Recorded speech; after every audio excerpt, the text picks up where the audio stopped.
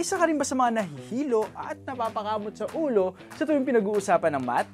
Relate ako dyan. Pero isang 12 years old na taga Batangas ang bini-basic lang daw ang algebra, arithmetic at maging geometry. Ang galing niya sa math, hindi lang pang Batangas kundi pang world class din.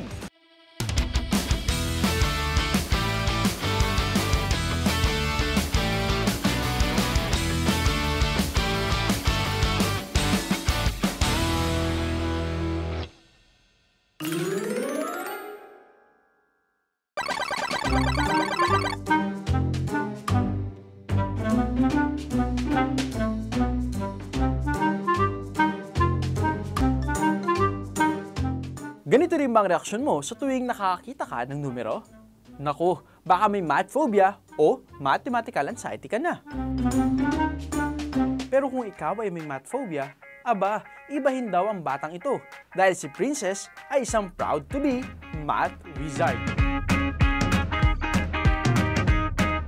Mga ka-Dio Superkada, kasama natin ngayon si Princess Aquino, isa sa mga gold medalist sa ginanap na World International Math Olympiad na ginanap yan sa Thailand. Hi, Princess! Hello po! No, Princess, nakita ko nandito parang sa wall of achievement mo, no? At kumikinang yung mga ginto dito. Kaya naman, kwentuhan mo naman kami, ano ba to? Itong unahin natin, ano tong award na to?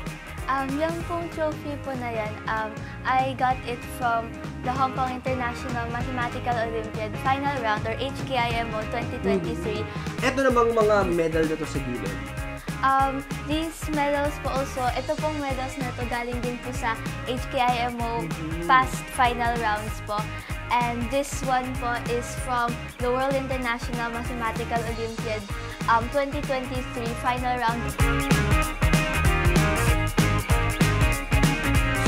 Abizayala Aquino o Princess for short ay kabilang sa 19 na estudyanteng nag-uwi ng gintong medalya sa ginanap na World International Math Olympiad sa Bangkok, Thailand noong nakaraang taon.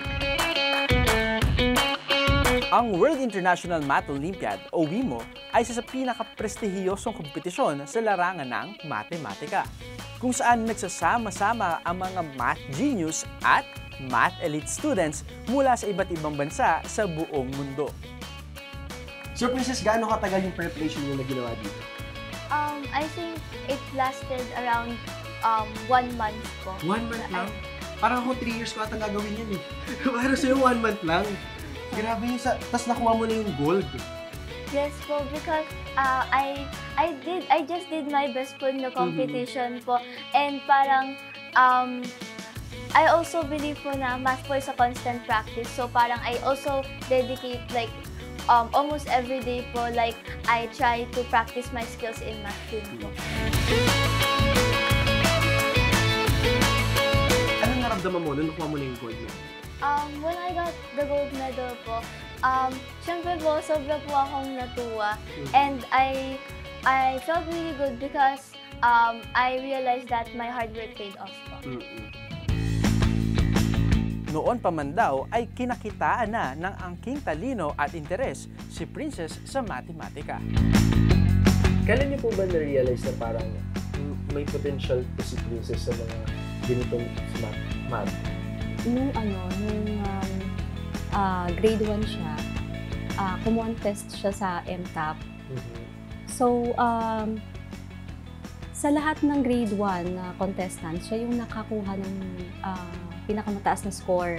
At yung score niya talaga namang napakalayo dun sa mga sumunod. So, doon namin na-realize na ay, yung bata, may potential siya sa mga.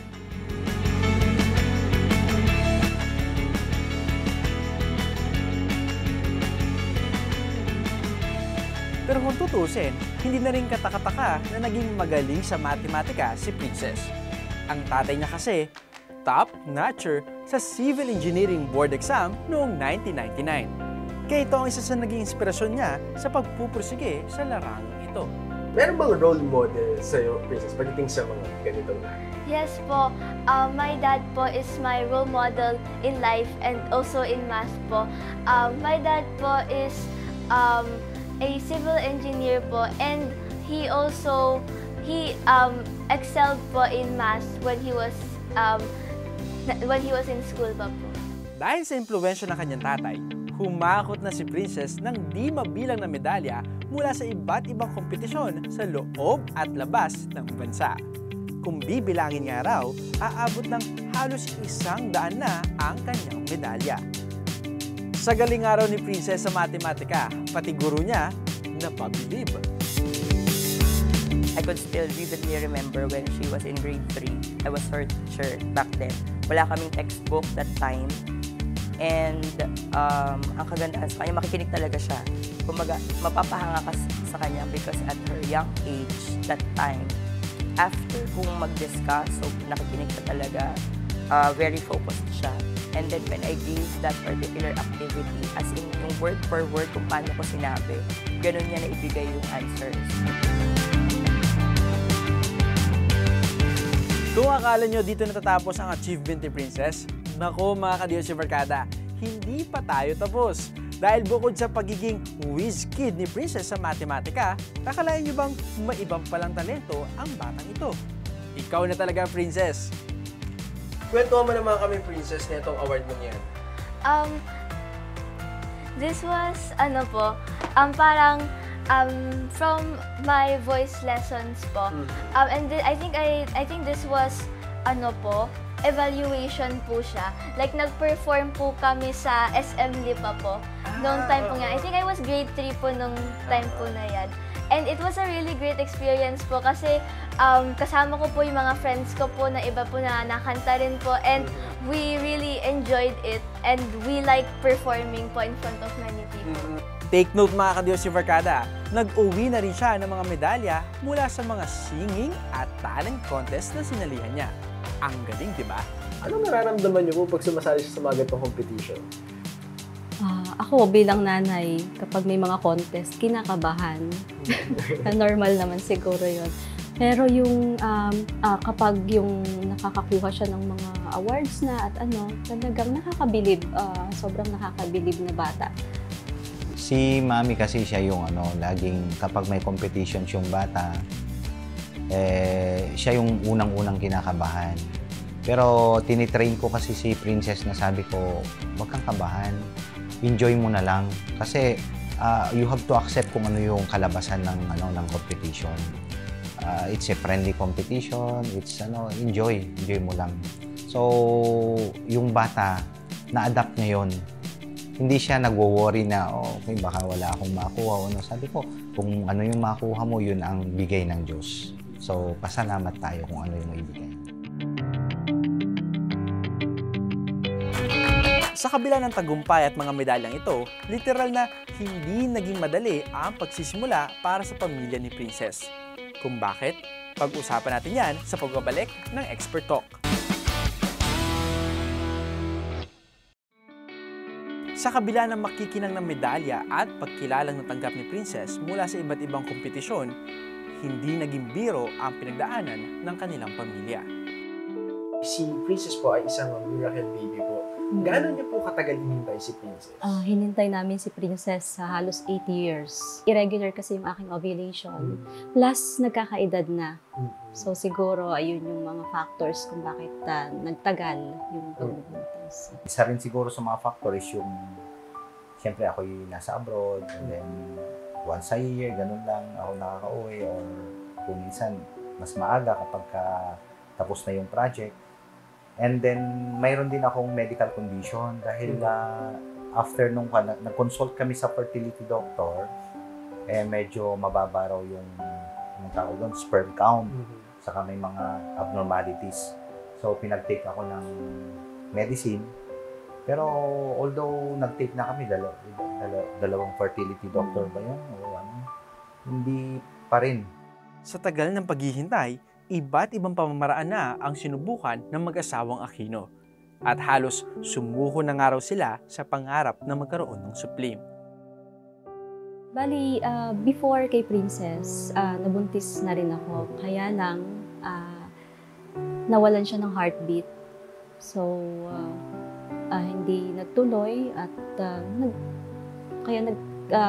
nagplan kami na mag-adapt na lang. Pero sabi nga nila, all things happen in God's perfect time. Talagang sinamahan namin ng dasal, yun ang aming pinupunta sa mga simbahan, pinagdarasal talaga namin, sabi namin, Minsan, Lord, yung mabigyan lang kami kahit Yes. isa lang, kahit isa lang, pakamamahalin namin yung anak namin. yung tipong umiiyak ka na habang nagdadasal. Opo. Ganon. Kung sakali man na dumating sa point na wala talaga, pa rin, tatanggapin namin kasi kagustuhan ng Diyos. Pero hiningi rin namin sa Diyos na yun ang yun na lang yung pinaka additional gift niya sa amin. Na kung pwede, mabiyayaan niya kami kahit isa. Minsan hindi ako nawalan ng tiwala sa Diyos na kami ay pakikinggan niya. So, talagang tinuloy-tuloy lang namin nagtiwala at gumawa ng paraan. So, yun nga, na-bless din talaga. Kasi hindi madamot ang Diyos. Pag nakita niya malinis yung puso mo, pag nakita niya na yun ay makakabuti sa iyo.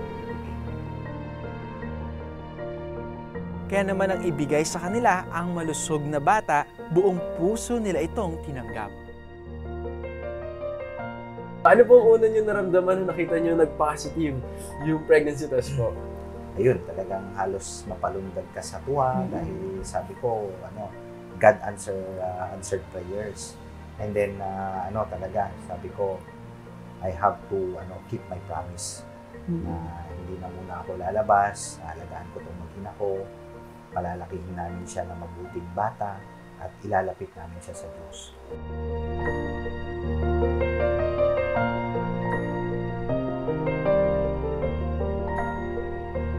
Nabalitaan ko, ikaw rin daw ay choir sa inyong simbahan. Yes Oo. po.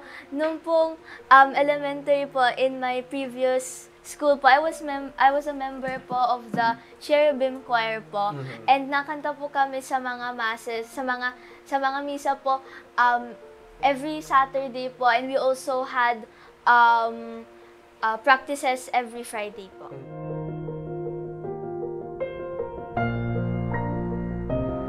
Bakit mahalaga sa'yo na sumali sa mga ganito activities sa simbahan? This is because po, my parents waited for a long time bago po. Actually, akala po nila di na po sila makakaanak. They waited for 8 years para lang masilang po ako. And hiniling po nila talaga po kay God na makaanak po sila. And nung when I was born po, they were very thankful and grateful po. And grateful din po ako for my mom and my dad. And I try to not only be a good daughter to them, but also to God po. Bagamat extraordinary ang kanyang talino sa matematika, tulad ng ibang kabataan, lumaking malambing at makulit si Princess. Saksi dyan ang kaibigan niyang si Miesha. At balita ko, may best friend ka daw. Ang pangalan niya ay si Miesha. Yan, ano naman yung mga bonding na ginagawa niyo ni Miesha? Nagsasolve kayo na mama at gano'n? Usually po, mga bonding namin po ni Miesha po ay si Miesha po kasi, I remember no grade 3, meron po siyang notebook. And in that notebook, we used to draw like random things lang. And parang animation din, like sequence of like parang comic strips po na ganun. And also, ang iba po pang mga bonding moments with Miesha po ay we also write short stories together rin po. And whenever Miesha needs me or like kailangan po namin ng emotional support, kailangan ko po ng emotional support, Miesha is always there for me. Kung si Princess magaling sa matematika, magaling naman sa literatura si Miesha. Bagamat total opposite ang napili nilang asignatura, click na click naman ang kanilang pagkakaibigan. Pumunta po kami sa farm as final party po namin kasi maghihiwalay na po kami. So dun po sa farm, naglaro po kami. Ang saya-saya po nun kasi nagbike po kami kahit hindi po siya marunong magbike. Pati nag-play po kami ng cards. At sa expertise ng bawat isa, natuto sila ng magkasama. Si Princess po magaling sa math, tinutulungan po niya ako pag may mga topics na hindi ko po maintindihan. Like, parang tinuturo niya po ako. Tapos ako naman po, minsan si Princess din po kailangan ng tulong. Kaya, siyempre friends po kami, so tutulungan ko din po siya. Ganun. Para sa iyo ba, Princess, gaano ba ka-importante si Miesha sa'yo? Nesha is very important po. She is one of the most important people that I have met po in my life and from my previous school po during my elementary years po, because she was one of my first friends and not only one of the first but also one of my best friends din po. Susunod, magkakaalaman na kung gaano kabangis sa matematika ang Math Wizard ng Batangas. Sa pagbabalik yan ng Expert Talk.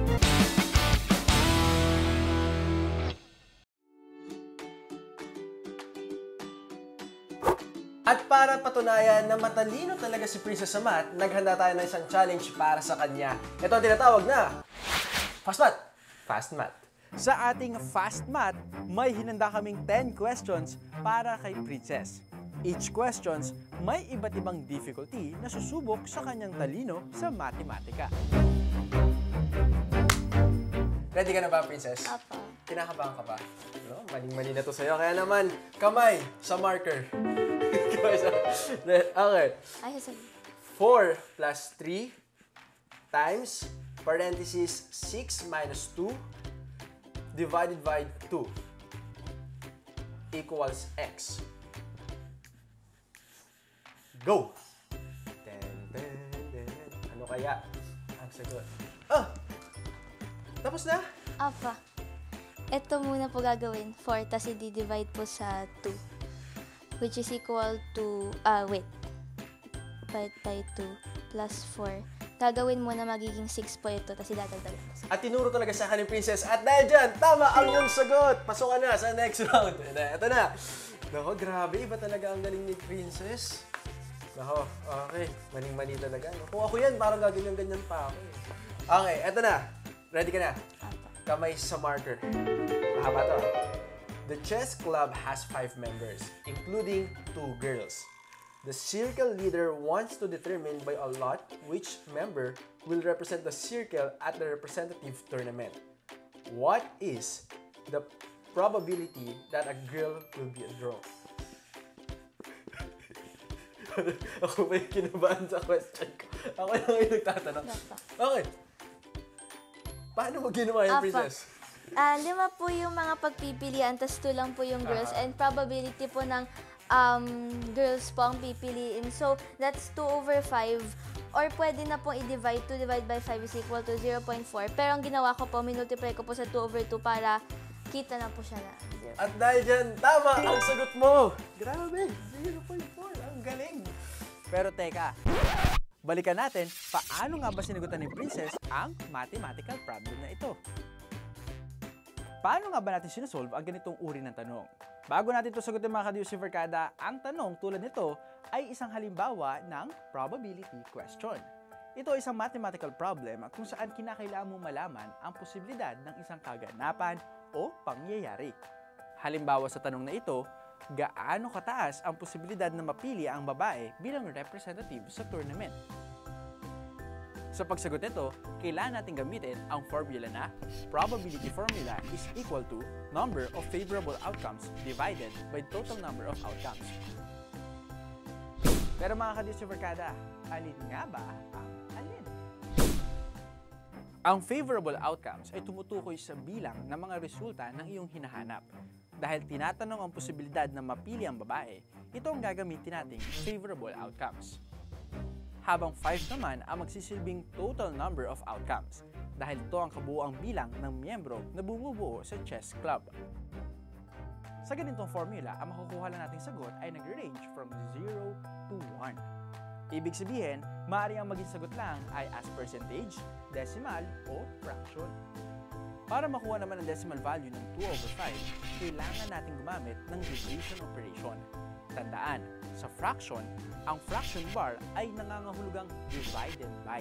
Kaya para makuha ang decimal equivalent ng isang fraction tulad ng 2/5, kailangan mo isolve ang problem na 2 divided by 5. Pero mukhang imposible dahil mas malaki ang 5 kaysa sa 2. Kaya ang gagawin natin, magdadagdag tayo ng isang 0. Tandaan na tuwing nagdadagdag tayo ng 0, kailangan din natin maglagay ng point. Kaya ang 2 magiging 2.0 na. Kaya 2.0 divided by 5 is equal to 0.4. Pero tatandaan din natin na dahil may decimal point ito, dapat ang ating quotient o sagot ay may decimal point din. Kaya 0.4 times 5 is equal to 2.0. Tapos, subtract 2.0 sa 2.0 is equal to 0. Kaya naman ating sagot ay 0.4. Ang galing, di ba? Ngayon nakuha na natin kung paano sagutin ang isang probability question. Kumusta naman natin si Princess sa ibinigay kong challenge? At nagpatuloy pa nga ang aming hamon kay Princess. For the last question. Handa ka na ba? Kubahan ka naman ng onti para maganda sa content. Okay. Hindi, joke lang. Joke lang. Eto na. 16,479 times 89,021 equals. Ako yan, siguro pati pa ako pang kukompute ko din. Naku, mahaba-haba pala to.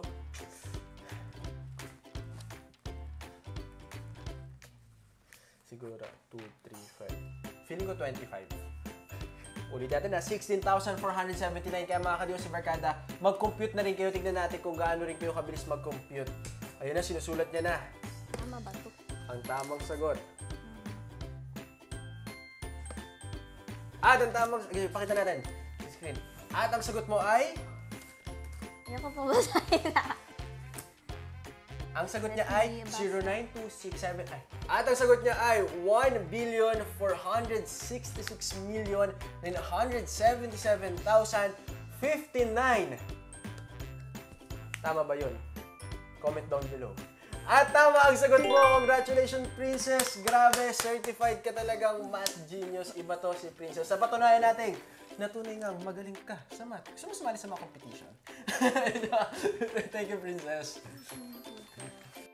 Panigurado po, marami rin mga magulang na gusto magkaroon ng mga anak na kasing talino rin po na anak nyo. Meron ba kayong sikreto na ginagawa po para po sa pagpapalaki niyo po kay Princess?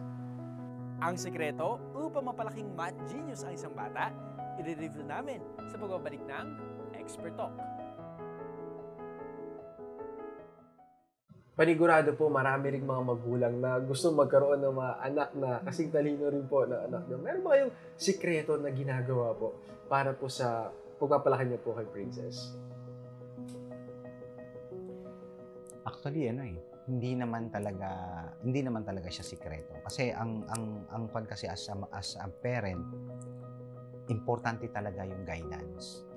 Unang-una guidance. Bakit? Kasi yung bata at their early age, kailangan talaga ng paggabay ng magulang. Kailangan yun mo siya ititrain talaga kung ano yung paano niya i-develop yung sarili niya. Sa amin, si Princess kasi, ang ginawa namin, yan ay tinrain namin siya na magkaroon talaga siya ng oras na balanse. So, meron siyang aral, na may time para mag-aral, meron siyang time para maglaro, meron siyang time para makipag-banding sa amin. And then, hindi namin siya tinigilan na in-enroll namin siya. Kung mayroon kang pagkakataon, ilagay mo siya sa mga trainings, math trainings, sa singing, pinatrain namin siya sa singing, sa dance, mga workshop, pinasasama namin yan para ma-enjoy niya yung kanyang pagiging bata. And then, always remember po kasi, ang mga bata, para mas matuto yan, adapt po natin yung learning is fun. Matuto sila na nag-i-enjoy sila sa kanilang ginagawa. Eto, Princess, dahil nga alam naming math genius ka talaga, ano naman mabibigay mo advice sa mga ka-Diyos ni Barkada natin na katulad ko, na medyo nahihirapan talaga sa math o medyo walang interest pagdating sa math? my advice is just don't lose hope and just continue practicing and doing your best because math is a constant practice and it does not mean na you're not good in math forever ka lang ganun because things can change and if you really put patience and dedication to it, you will see progress and improvements.